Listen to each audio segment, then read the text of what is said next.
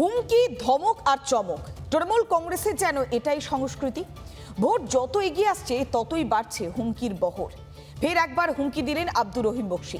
BJP কর্মীদের পাড়া ছাড়া করবার নিদান দিচ্ছেন মালতীপুরের তৃণমূল বিধায়ক।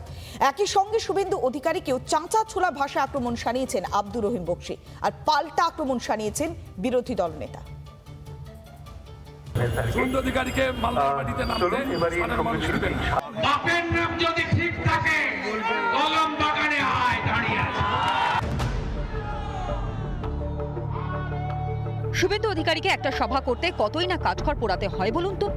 কলকাতা হাইকোর্টের দরজা ঘুরে শুক্রবার মালদহের চাঁচলে সভা বিরোধী দলনেতার, যে সভায় অগণিত মানুষের ভিড়। ভাইপো রাতে ঘুম কেড়ে নেওয়ার জননায়ক শুভেন্দু অধিকারী স্বাগত।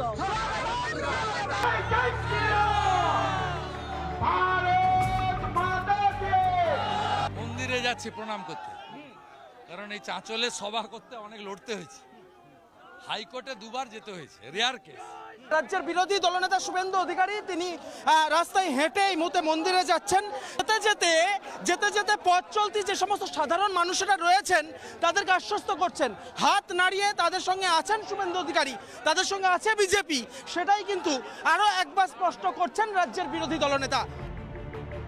এত পরিকল্পনার পরও যদি এত ভিড় হয় তাহলে শাসক দলের রাগ হবে বই কি। হয়তো 26-এ ক্ষমতা হারানোর ভয়, যা এখন থেকেই তাড়া করে বেড়াচ্ছে তৃণমূল নেতাদের। তাই তো শাসকের ভরসা, হুমকি, উস্কানি।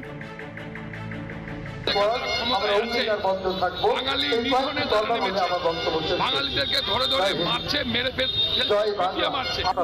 গতিতে বন্ধ না হয় তাহলে সত্যি শুভেন্দু অধিকারীকে মালদার মাটিতে নামতে সাধারণ মানুষ দিবেন। পরিবাররা নামতে দিবে না। এখানেই থেমে থাকার তো পাত্র নন তৃণমূল জেলা সভাপতি। শুনুন আরো কি বলেছেন আব্দুর রহিম বকশী।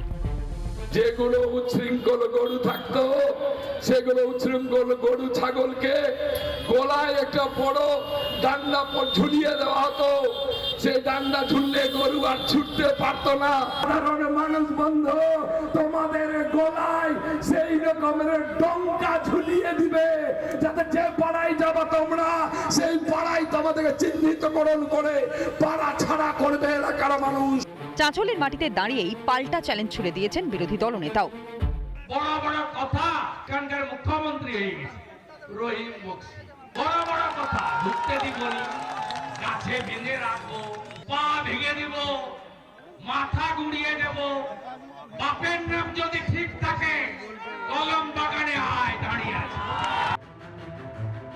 শুধু তাই নয়, আব্দুর রহিমকে মালতীপুরে হারানোরও চ্যালেঞ্জ শুভেন্দু অধিকারী। চাকর বাকরের কথার উত্তর আমি দিই না। ওকে যদি তৃণমূল প্রার্থী করে মালতীপুরে হারাবো, যেভাবে সাগরদিঘিতে হারিয়েছিলাম এখানেও হারাবো। অঙ্ক আছে আমার কাছে। আমি জালালপুরে আসবো, কোন মন্ত্রে হারাতে হয় আমি জানি। তাজমুলের তো জামানত যাবে বলে গেলাম। আসলে 26-এর আগে দিশেহারা তৃণমূল। একদিকে দুর্নীতি, পচা গন্ধ, অন্যদিকে লাগাম ছাড়া গোষ্ঠী কোন্দল জেলায় জেলায়। 14 বছরে অনুন্নয়নে ঘুণ বাসা বেঁধেছে রাজ্যে। তার উপর অনুপ্রবেশকারীরা পালানোয় ভোট ব্যাংকে বড় ধস। সব মিলিয়ে এবারের ভোট বৈতরণী পার করা বেশ কঠিন, তা টের পাচ্ছে ঘাসফুল শিবির। কোনো কুল সামলাতে না পেরে তাই কি হুমকি ধমকিতেই ভরসা তৃণমূলের। রিপাবলিক বাংলা। নানা ধরনের কন্টেন্ট দেখার জন্য লাইক করুন, শেয়ার করুন আমাদের ফেসবুক পেজ, সাবস্ক্রাইব করুন আমাদের ইউটিউব চ্যানেল। পাশাপাশি অন্যান্য ব্রেকিং নিউজের জন্য অবশ্যই চোখ রাখুন রিপাবলিক বাংলায়।